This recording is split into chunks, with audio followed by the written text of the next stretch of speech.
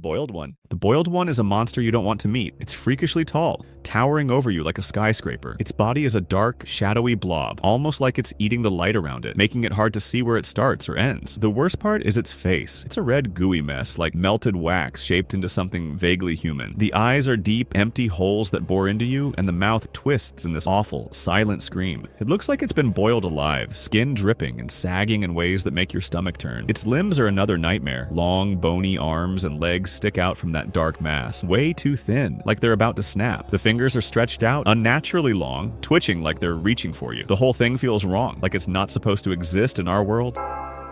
You will hear the trumpets play their happy sound. Its body shifts slightly when you look at it, never staying still, making your skin crawl. The red face glows faintly against the black body, drawing your eyes even when you want to look away. And if you stare too long, it messes with your head, trapping you in memories or freezing you in place. Classified as PHEN 228, the boiled one is a cognitohazardous creature. The moment you see its face, even in a video or a single broadcast frame, you store that image in your mind forever. If you try to sleep after that, you slip into a pseudo-coma, a locked-in syndrome where your body goes silent and your mind stays trapped. Victims describe late-night trumpet blasts and distant, maniacal laughter echoing through their minds long after the encounter. Its voice is warm but deeply disconcerting, like a friendly whisper that hides a threat. Legends say the boiled one first appeared in a hijacked rerun of a 2003 kids show called Tree of Heaven. The broadcast glitched, the screen flickered, and suddenly the red, melting face filled the frame, sending viewers into paralysis and panic. Despite its horrifying effect, the boiled one doesn't kill. Its real power lies in leaving you awake inside your own body,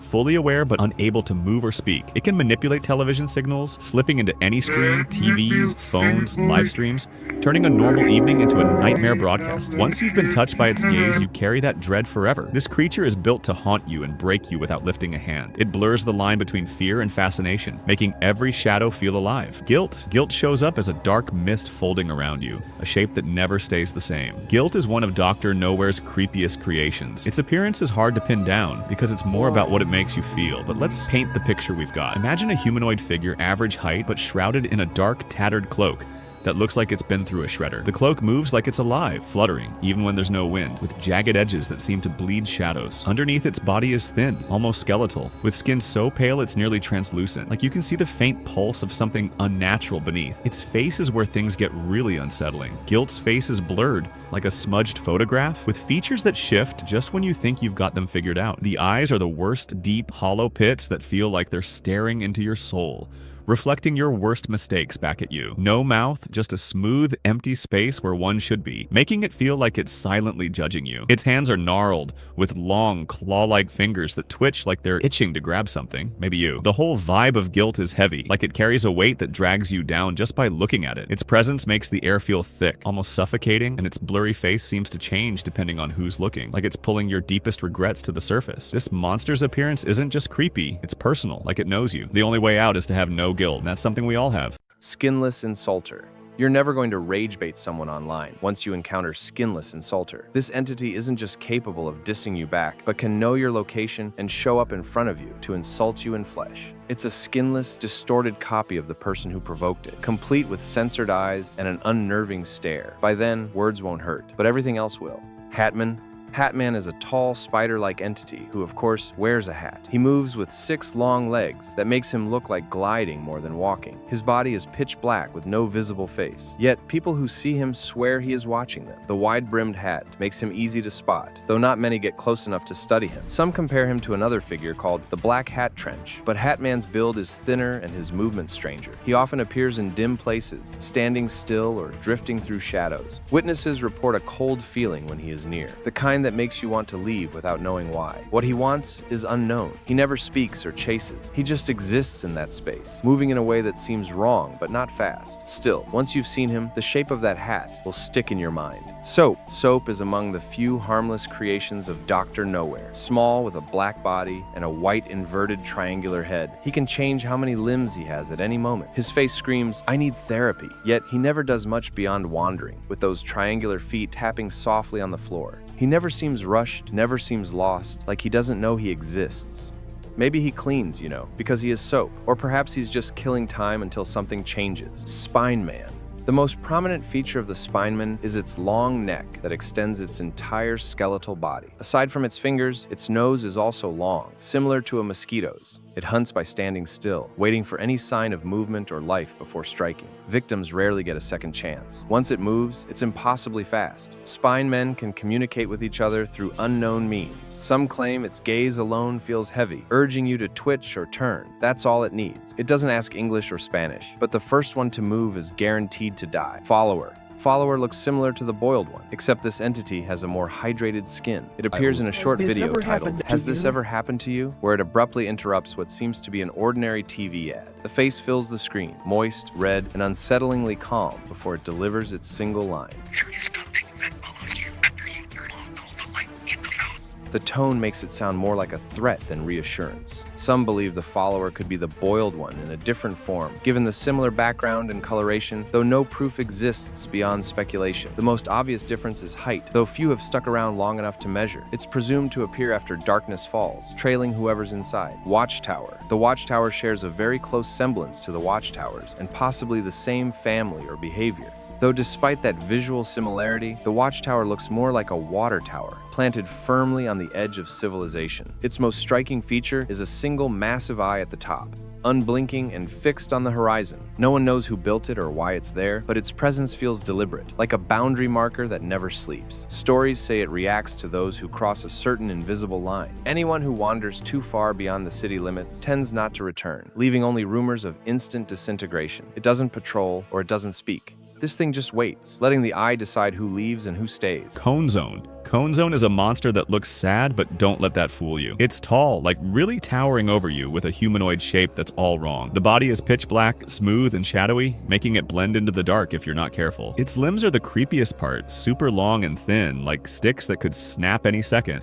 But they stretch out way farther than they should, giving it this frail, wobbly look. The head is what gives it the name, shaped like a big cone pointed at the top, sitting on those skinny shoulders. The face is pale, almost white, standing out against the black body like a ghost. Its eyes are dark and deep, full of this heavy sadness, like they're staring at you with all the world's regrets. And the expression is always sad, mouth turned down in a permanent frown, no matter what. It has this thin muscle under the skin, making it look weak and inactive, like it hasn't moved in ages, just slouching there with bad posture. Up close, you'd notice how the cone head tapers up sharply. No hair or anything, just that pale face with those melancholic eyes pulling you in. The arms and legs dangle loosely, too long for the body.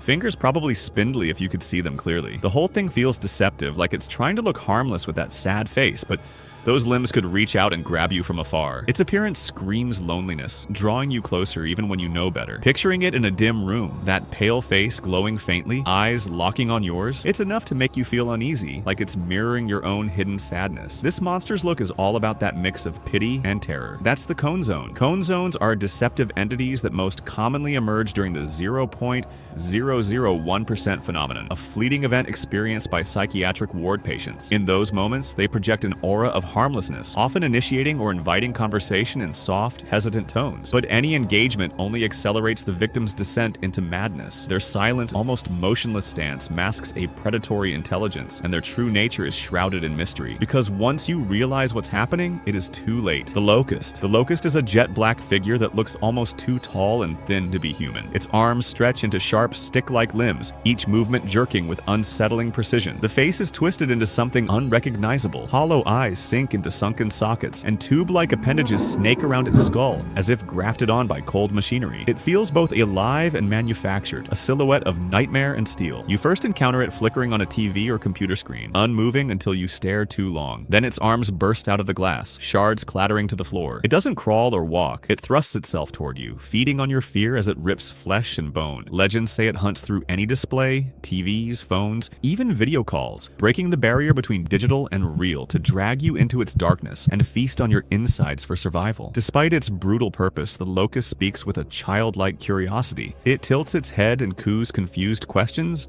then lashes out the moment you answer. Its voice is a warped echo of innocence, laced with menace because it barely understands language. That disconnect makes it unpredictable. One moment, it tilts its deformed face as if curious. The next, it lunges with supernatural strength, pinning you under those needle-sharp limbs. It's also known as the Thumper and serves as the main antagonist of Dr. Nowhere's Hatcher's analog horror series, TOE and Smilehood. Whenever it appears on screen, the scene often features vintage wallpaper and muted tones, as though plucked from an old photograph. Pale pink metal parts, tubes, plates, and rods are grafted onto its arms, legs, and chest, glinting under flickering light. Some theorize the Locust is actually a child, or mimicking one, given its curious voice and awkward speech patterns, with mispunctuated titles like Starving, Help, and Love, Thumper. In one notorious clip, text at the end reads, "The body appeared untouched," implying it consumes organs through the screen without leaving external wounds. That eerie detail underlines its predatory ingenuity and cements its place as the first Dr. Nowhere creature given a full narrative on the channel. Its predations extend beyond mere gore. It warps every screen it inhabits, turning trusted technology into a gateway for horror. Facing the Locust isn't just a fight for your life. It's a confrontation with something that shouldn't exist. It reminds you how fragile the line between technology and terror can be. When its hollow eyes lock onto you, it feels like every screen you've ever trusted has turned against you. Filbus. Filbus looks like someone sewed a person onto a chair. Its torso is jet black, smooth as polished wood, while its head and hands are beige, almost bone white. Instead of legs, it stands on 4 stiff supports that flare out like the seat and back of a wooden chair. Perched on its small, round head is a tiny black top hat, giving it a playful but deeply unsettling air. This creature isn't pushing buttons or swinging claws. It's a living advertisement for something called Filbism, a strange online movement that treats chairs as sacred relics. Followers talk about honoring Filbus's great sacrifice by literally eating chairs,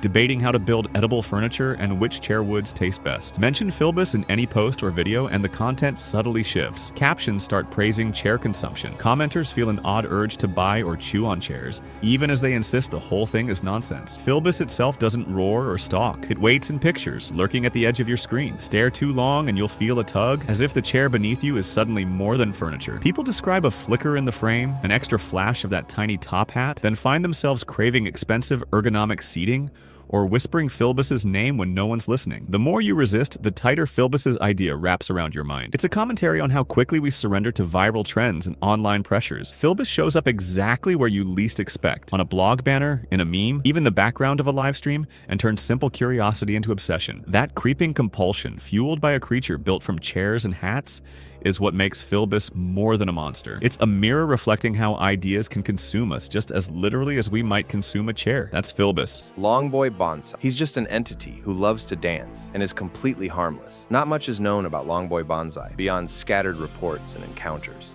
He stands on 4 thin, tendril-like legs with equally slender arms, and he moves in slow, deliberate sways that can suddenly shift into frantic, aggressive motions if he's angered. Some say this change is territorial. Others think it's just bad mood swings with choreography. His most striking feature is a long neck topped with a face, like the sun glowing bright enough to make staring painful. The light hides any clear features, making his expressions unreadable, though witnesses believe he can somehow judge the faces of others. This suggests an intelligence that goes beyond mindless movement. There's also the strange claim that he fought in the Plurian War of 08, though no one knows what that means. Whatever the truth, it's best to keep his dance floor clear. Lost children. The lost children are walking windmills, wandering around with no clear purpose but to play. Their bodies are long, balanced entirely on a pair of legs, with no arms to speak of. At the center of their spinning blades sits a single eye. They drift aimlessly, sometimes copying the movements of people they pass, as if trying to join in a game no one invited them to.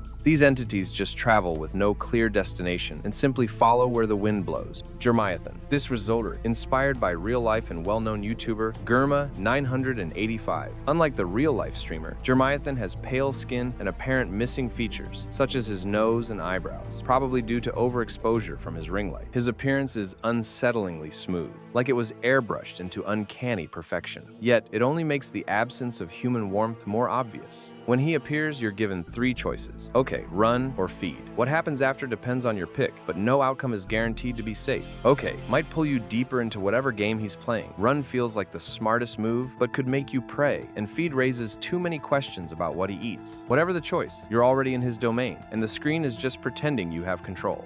Mr. Glovesworth. Mr. Glovesworth appears to be like a giant lollipop due to his huge round head and thin body. His torso is stretched and wiry, faintly showing the muscle fibers underneath. He doesn't rely on sight or sound. Blind, deaf, and almost mute, he navigates entirely through smell, a sense so sharp it's nearly impossible to hide from. Once a man with a love for carnival games, he was transformed by an injection into this thing, though that obsession never left, but only became twisted. Now he builds grotesque parodies of those games, using human remains as prizes. Wandering too close to his setup can make you a participant, whether you want to play or not. To survive, deodorize yourself and your clothing.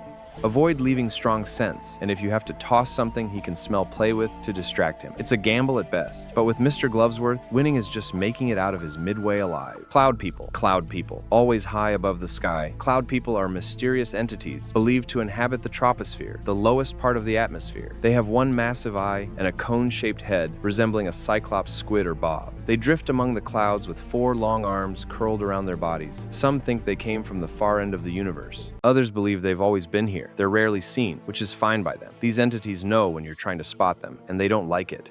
Those who felt their focus described the sky pressing down and the clouds shifting too fast, as if that's not going to get more attention. If that happens, you're already on its mind. And if you keep looking up, you might be the reason it comes down. Carolas. The Carolas are a tall group of former choir members with large, gaping mouth. That wide-open mouth isn't only for vocalization, but to hypnotize their victims, pulling them into a slow march toward nowhere. They travel in groups of 3 to 5, each one draped in black coats, and as their spindly arms sway, they sing a song only they understand. No one knows what the lyrics mean, though it's probably their cult chant. Unlike those friendly Christmas carolers, these entities won't ask for your tip or food. What they want instead is for you to follow the sound until you can't remember where you were going in the first place. Their harmonies twist into your thoughts, replacing them with a single urge to keep moving toward the source. Even after you escape, the melody has a way of lingering, humming softly in the background of your mind. An encounter with the carolers isn't an instant game over. To survive, you need distance and silence. The moment you catch even a hint of their song, turn away and block your ears with whatever's on hand. Move quickly, but don't run blindly. They're patient and can follow for hours without tiring. But when their voices suddenly stop, you may want to check if you've already joined the chorus. Anklager. Anklagers tower in silence, draped in robes darker than the deepest night. Their heads aren't skulls or faces, but glowing stars, each point like a spike of light radiating outward. At the center of that burst sits a single, unblinking eye that seems to see every secret you've buried. They appear without warning in dimly lit corridors or at the edge of your room, the glow pulsing softly before it grows so bright you can't look directly at it. The moment you see that eye, a wave of guilt crashes over you. Every wrong choice, every secret betrayal, every harsh word you whispered in private becomes a living memory, pulling you to your knees. When an Anklager confronts you, you face 2 paths. Admit all your faults, feel remorse, and maybe that eye will turn away. Refuse to own up, try to dismiss your sins, and the star at its head blazes into a furnace of light. Nothing survives that blast except the memory of an unrepentant heart incinerated on the spot. They don't hunt or stalk like other creatures. Instead, they judge, offering one final chance at redemption. The soft glow before they arrive is a quiet warning. Live with a clear conscience or prepare to stand before divine judgment. Any attempt to argue, to shift blame, or deny guilt only feeds their power, making the eye burn hotter. Surviving an Anklager isn't about running or hiding. It's about living honestly, facing the mistakes you'd rather forget, and being ready to own them if it steps into your world. That's Anklager. Fleshbeds. Fleshbeds look like ordinary mattresses when they lie still. Flat and silent, they blend into any room, hiding in plain sight. Run your hand over their surface and you'd swear you were touching fabric and foam. Let your guard down for a moment and they'll rip that illusion apart. When the temperature around them rises, they snap awake. A fleshbed senses every degree of warmth, hunting by heat alone. It holds perfectly still until it feels the faintest hint of body heat. Then it slides off walls or floors in an instant, moving faster than any human can react. 1 second you see a harmless sheet of fabric, the next you're being crushed under a living weight that pulls at your limbs like a vice. Survivors say fleshbeds swallow you whole, cocooning you inside their layers until you suffocate. Some wake up inside one, wrapped tight like a burrito, unable to escape the moment you stirred. Others never wake at all. The mattress folk, as they've been nicknamed, treat their victims as a feast they call fit for a king. That image feels twistedly accurate once you learn about Alice Diger, one of the first recorded victims. Her name, ironically French for digest, became the cautionary tale for anyone who dismissed an odd lump in their bed. In the 1960s, a welfare initiative distributed what were called comfort mattresses to struggling communities. No one knew those models were alive. By the time anyone noticed what was happening, entire neighborhoods had vanished under layers of flesh and fabric. The exact death toll remains unknown, but Dr. Nowhere keeps digging, looking for records that might finally uncover the scale of the horror. The only simple defense is a fan. Continuous airflow disrupts the Fleshbed's heat sensors, keeping it dazed and motionless. Leave a fan running overnight and you stay safe. Shut it off, even for a few minutes, and you invite the mattress folk to lunch. Fleshbeds remind us that danger often comes wrapped in the familiar. They turn the thing you trust for comfort into a killer. Breathman. Breathman materializes in tight, shadowy spaces, a gaunt figure wrapped in a slick black suit that clings like second skin. Its head is smooth and featureless, save for a single circular vent where a mouth should be, and two narrow slits for eyes that glow with a pale, sickly light. Tubes snake from its chest to that vent, pulsing in time with a heavy, mechanical inhale that rattles the walls.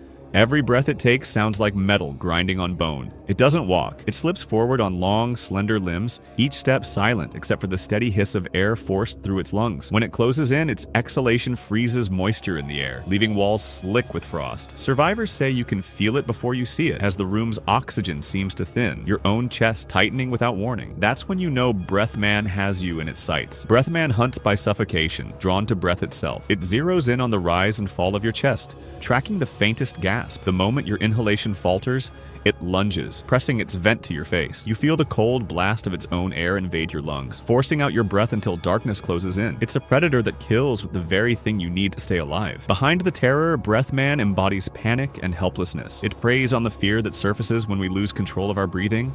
Panic attacks, choking anxiety, the moment when calm deserts you and every breath feels like a struggle. Facing it means mastering your own rhythm, refusing to let fear turn your lungs against you. Breathman disappears as easily as it arrives, melting back into shadows once it's fed. But for those who survive, the echo of forced breaths and grinding metal never truly fades. That's Breathman.